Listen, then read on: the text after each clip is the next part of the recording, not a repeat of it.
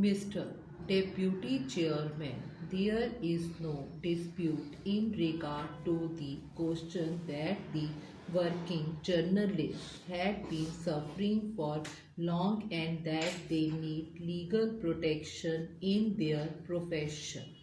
As they were suffering, government appointed the press commission, and as a result of the recommendations of the press commission, we are here discussing this bill today to safeguard their interests. Now our aim is to protect them from their employers. This bill gives them protection under the Industrial Disputes Act. As the operation for so many years of this act was in the hands of the Labor Department or the Labor Ministry, that department and the ministry are fully aware how it should be operated, as there have been lot of difficulties and lot of differences of opinion between one court in one state and the other court in the other state in regard to one item and one interpretation. The interpretation is required to be incorporated in this bill as to what is meant by a workman.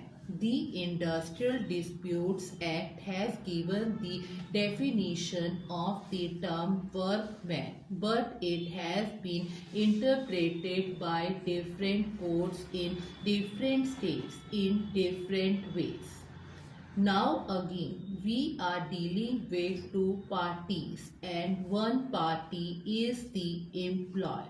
In the definition of the employer also, we do not find if we can properly put the directors or the managers as the employers.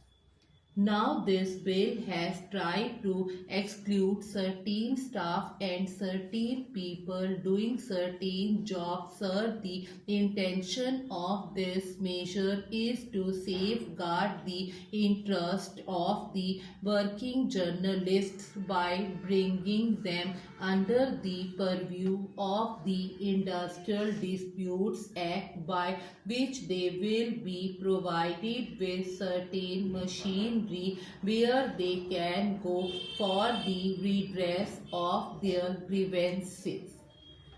Sir, we must make sure that working journalists may not be defined as employers instead of as workmen.